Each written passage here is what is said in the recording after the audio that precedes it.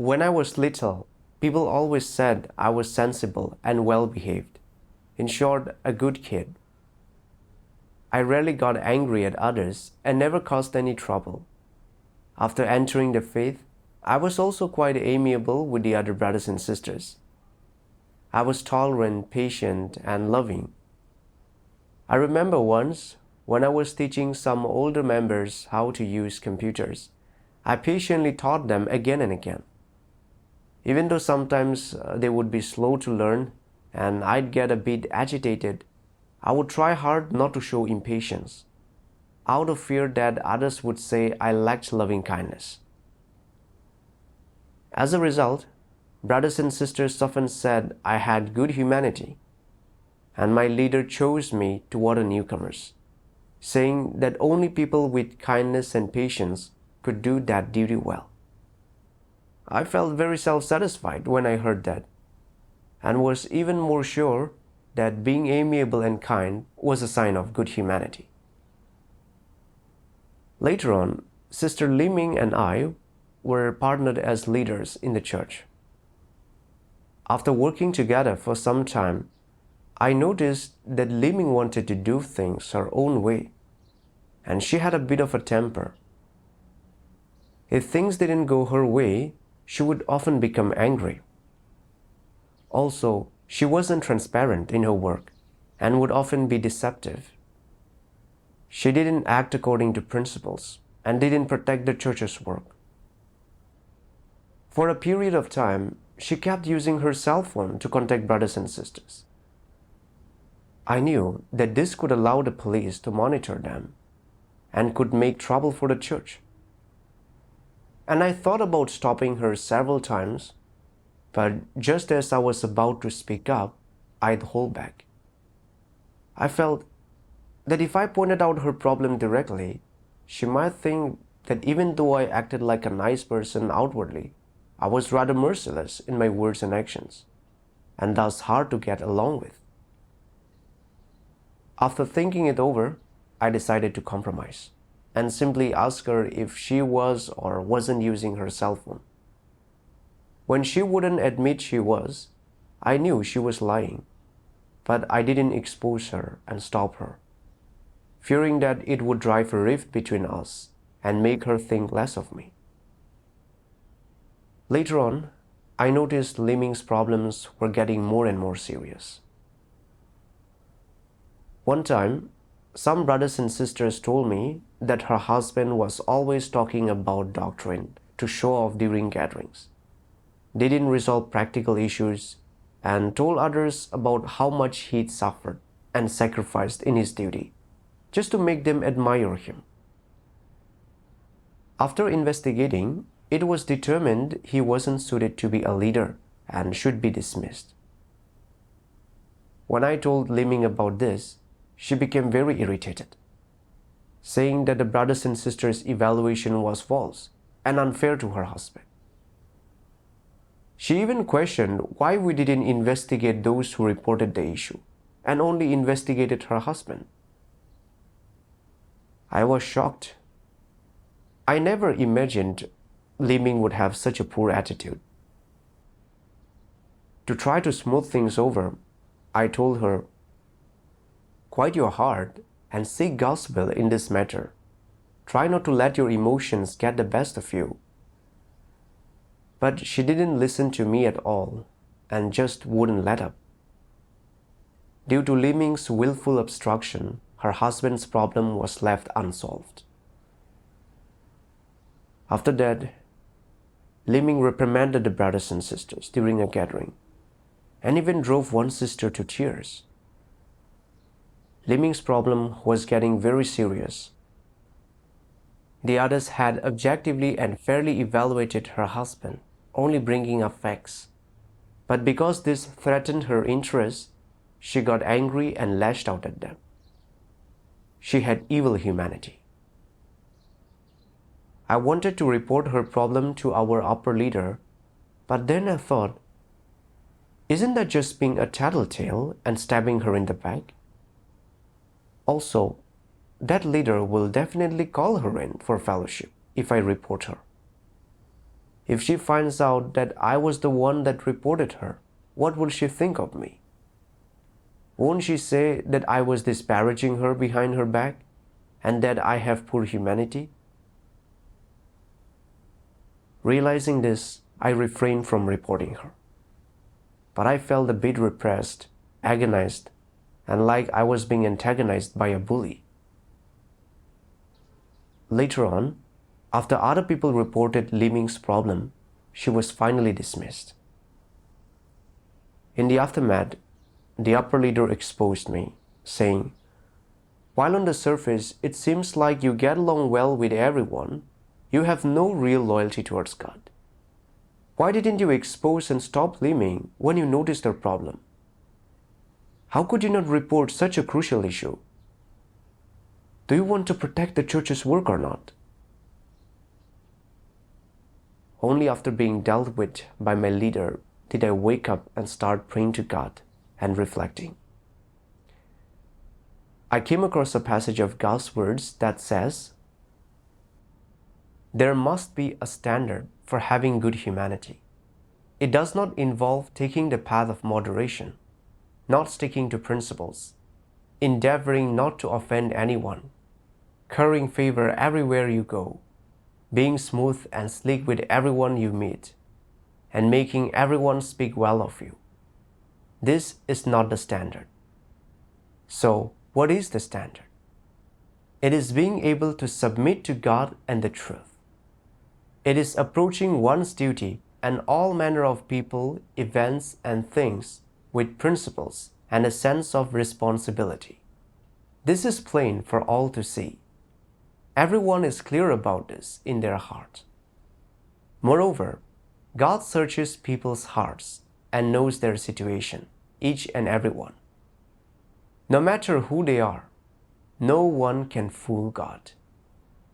Some people always boast that they possess good humanity, that they never speak ill of others, never harm anyone else's interests, and they claim never to have coveted other people's property. When there is a dispute over interests, they even prefer to suffer loss than take advantage of others, and everyone else thinks they are good people. However, when performing their duties in God's house, they are wily and slippery, always scheming for themselves. Never do they think of the interests of God's house. Never do they treat as urgent the things God treats as urgent, or think as God thinks, and never can they set aside their own interests so as to perform their duties. They never forsake their own interests. Even when they see evildoers committing evil, they do not expose them.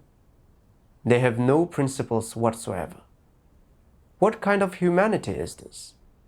It is not good humanity. Pay no attention to what such people say. You must see what they live out, what they reveal, and what their attitude is when they perform their duties, as well as what their internal state is and what they love.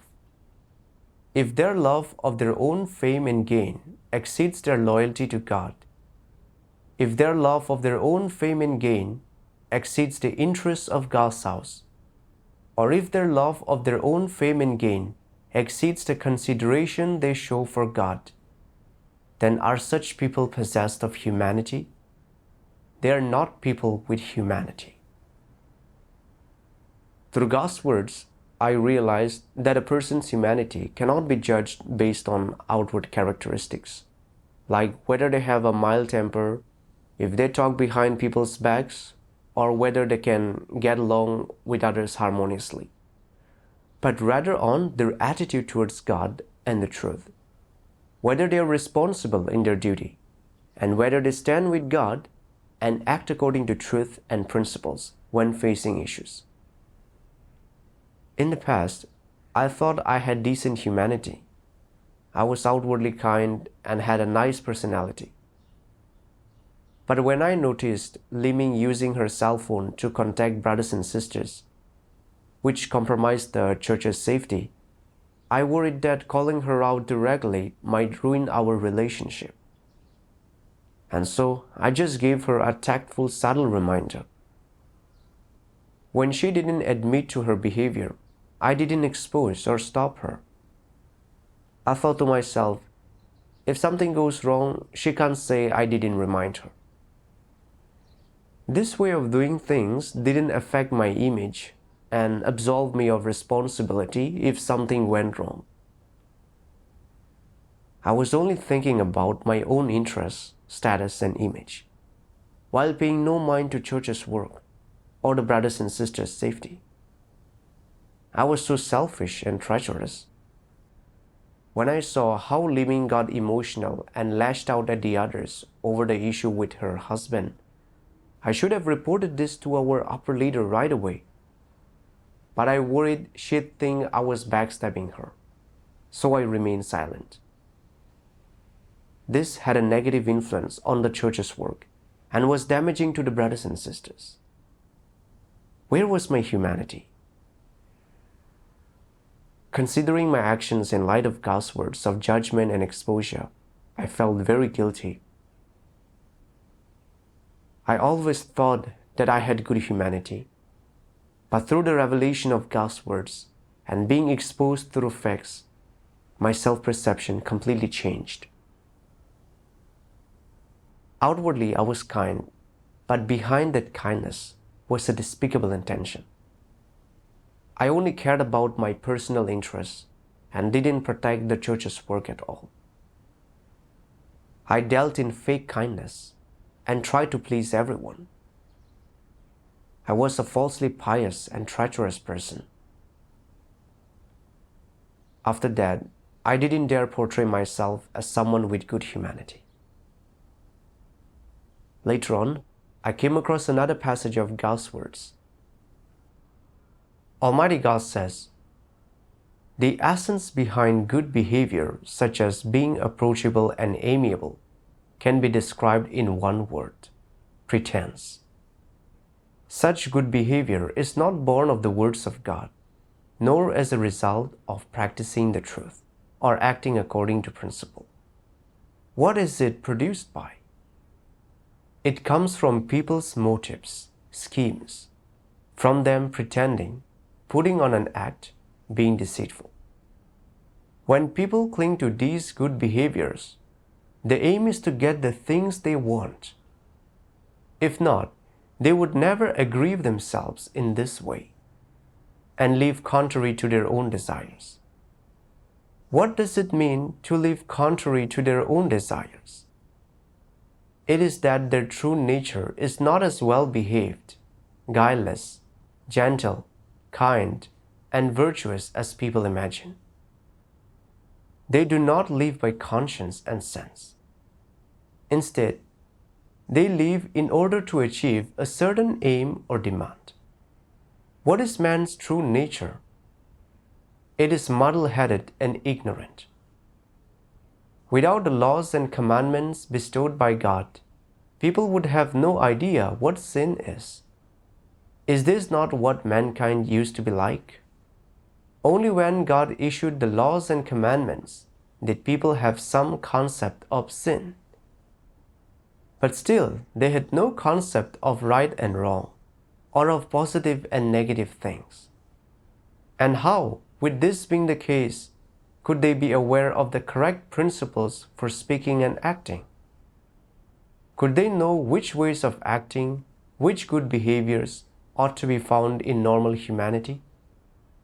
Could they know what produces truly good behavior, what kind of way they should follow to live out a human likeness? They could not. Because of people's satanic nature, because of their instincts, they could only pretend and put on an act to live decently and with dignity, which is what gave rise to deceits, such as being refined and sensible, mild-mannered, courteous, respecting the old and caring for the young, and being amiable and approachable. Thus emerged these tricks and techniques of deception. And once they emerged, people selectively clung to one or two of these deceits. Some chose to be amiable and approachable, Some chose to be refined and sensible and mild-mannered. Some chose to be courteous, to respect the old and care for the young. Some chose to be all of these things. And yet, I define people with such good behaviors with one term. What is that term? Smooth stones. What are smooth stones? It is those smooth stones at the river's edge that have been scoured and polished of any sharp edges by years and years of passing water. And though they may not hurt to step on, without care, people can sleep on them. In appearance and shape, these stones are very beautiful, but once you have taken them home, they are quite useless. You can't bear to throw them away, but there is no point in keeping them either, which is what a smooth stone is. To me, people with these apparently good behaviors are tepid. They pretend to be good on the outside, but do not accept the truth at all. They say nice-sounding things, but don't do anything real. They are nothing but smooth stones. If you fellowship with them on the truth and the principles, they'll talk to you about being mild-mannered and courteous. If you speak to them about discerning Antichrist, they'll talk to you about respecting the old and caring for the young, and being refined and sensible. If you tell them that there must be principles to one's conduct, that one must seek the principles in their duty and not act willfully, what will their attitude be? They'll say, acting in accordance with the principles of the truth is another matter. I just want to be refined and sensible, and for others to approve of my actions. As long as I respect the old and care for the young, and have other people's approval, that's enough. They only care about good behaviors. They do not focus on the truth. Through God's words, I realized that being amiable and approachable, behaviors deemed good by traditional culture, are in essence just a pretense. Those who act like this are just putting on a false front to gain people's admiration and deceive them into respecting and praising them. It's all conspiracy and treachery, and acting this way makes you a fraud. I also realized that the reason I was still so selfish and treacherous, despite trying to be a good person all these years, was because there were evil intentions behind all of this. I wanted to make a good impression on people, so they would respect and praise me. I had been conditioned and educated by traditional culture from an early age to value good conduct. I thought that having good conduct would earn me the praise of people around me.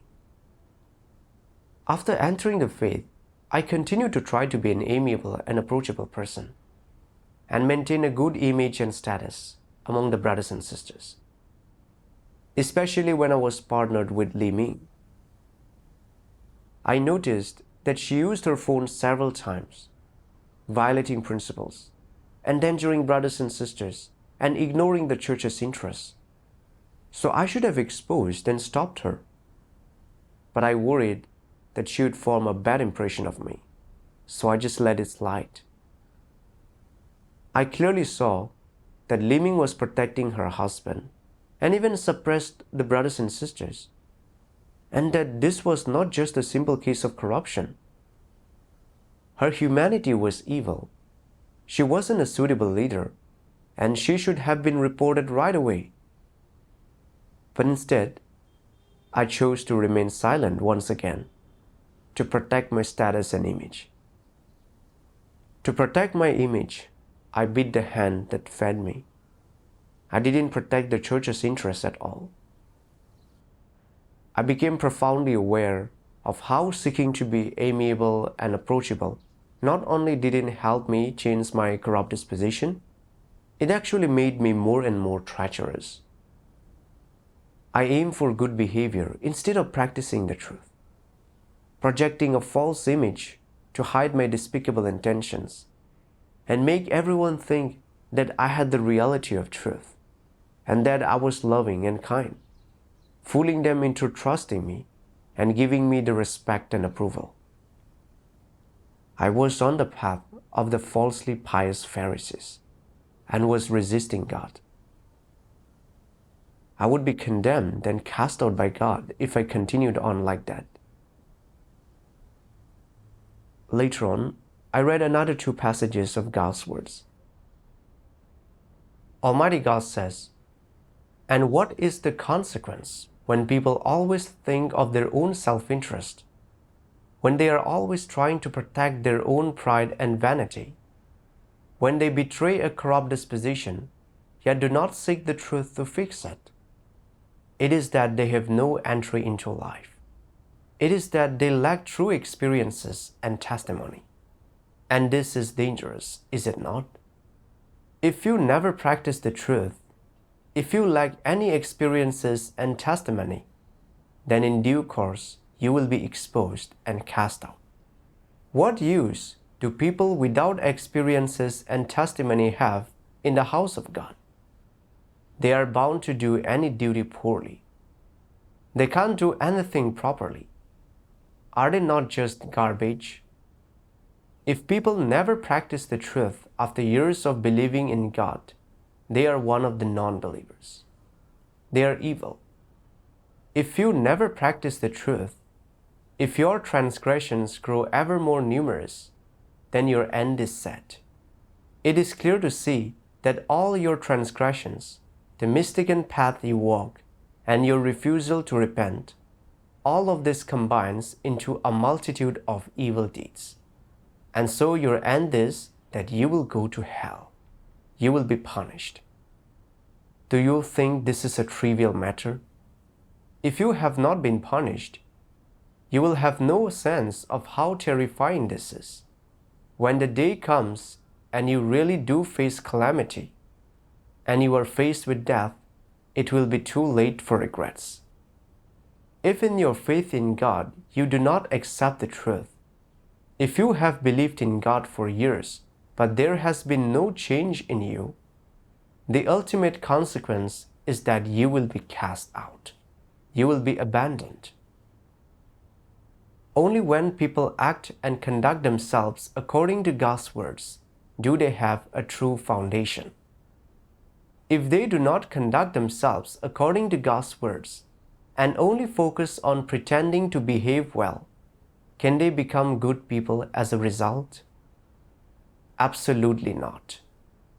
Good behavior cannot change people's essence. Only the truth and the words of God can change people's dispositions, thoughts, and opinions, and become their life. What should the basis of people's speech and actions be? God's words. So, what are the requirements and standards God has for people's speech and actions? That they be constructive to people. That is right. Most fundamentally, you must tell the truth, speak honestly, and benefit others. At the very least, speech must edify people and not trick, mislead, make fun of, satirize, insult, mock, constrict them, expose their weaknesses, or hurt them. This is the expression of normal humanity.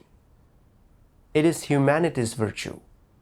Also, in some special instances, it becomes necessary to directly expose other people's errors and deal with and prune them, so that they gain knowledge of the truth and desire to repent. Only then is the due effect achieved. This way of practicing is of great benefit to people. It is a real help to them, and it is constructive for them, is it not? I was alarmed by God's words. If someone chooses to uphold their own interests in situation after situation and never practices the truth, they will accumulate more and more transgressions and will eventually be thoroughly exposed and cast out by God. Even when I saw my brothers and sisters' safety threatened and the church's work being affected, I didn't uphold principles and protect the church's work. instead always seeking to be a so-called good person. Even if I earned the respect and approval of others, in God's eyes, I was an evildoer and would ultimately be despised and punished by Him. I was terrified when I realized His consequences and was ready to rectify my misguided pursuit. God's words also showed me the correct path of practice. Only by acting and speaking according to God's words can we benefit and edify others. It doesn't matter how we speak, whether we speak in a strong or soft voice, or how tactful we are with our words. What matters most is to speak in a way that is edifying for the brothers and sisters. As long as it's the right person, someone who can accept the truth, we should help them with love. If they don't understand the truth and harm the work, we can fellowship with them to provide guidance and support. If there is still no real improvement after fellowship, we can deal with and prune them, exposing the essence of their problem. Even if it sounds harsh or seems to ignore people's feelings, this way of acting can truly benefit and support them. If they are antichrists or evildoers who are disrupting the church's work, we should make a stand to expose and stop them, or report them to our superiors to uphold the church's work and protect the brothers and sisters from being disturbed and deceived. Only by doing so are we really practicing the truth, demonstrating true humanity and kindness. God's words also rectified a fallacious view I had. I thought that reporting someone for violating principles was tattling, backstabbing, or being disloyal. This was a mistaken view. Doing so actually protects the church's work and is a good deed. In reality, when I saw that Liming had a serious problem that was constraining and damaging the brothers and sisters, this was an issue of principle that concerned the church's work. And I should have mentioned it to the upper leadership right away, or even reported her. This wouldn't have been backstabbing. It would have been protecting the church's work. After I realized this, many of my concerns vanished, and I felt much more at ease. Later on, someone reported that a brother was continually slacking off and shying away from any hardship. And after others pointed this out and dealt with him several times, he still wouldn't accept it at all. Based on principles, we decided that he needed to be transferred, and that we should clearly dissect his issues so he could self-reflect. At the time, I thought, it can be offensive to dissect someone's problems for them. Maybe I'll let my partner fellowship with him, and I can stay out of it. Otherwise, I might give him a bad impression. But then, I suddenly realized I was trying to protect my status and image again. I recall God's words which say, "For all who fulfill their duty, however profound or shallow their understanding of the truth, the simplest way of practice by which to enter the reality of the truth is to think of the interests of God's house in everything, and to let go of selfish desires, individual intentions, motives, pride, and status. Put the interests of God's house first. This is the least one should do." God's word showed me a path of practice. When faced with problems, we must put aside our desires and reputation, prioritize the church's interest, and heed God's will. This is the only forthright way to act and will be commanded by God. Once I understood God's demands, I felt motivated, and so I dissected the brother's behavior in detail according to God's words. I felt very much at ease after practicing this way. I realized that only by practicing the truth can we attain true peace and happiness. After this experience, I was filled with gratitude to God. It was God's words that helped me see how absurd traditional culture's emphasis on being amiable and approachable is, and what damage it inflicts on people. It also allowed me to experience the liberation and release that comes from breaking free of the fetters of traditional culture. Thanks be to God for His salvation.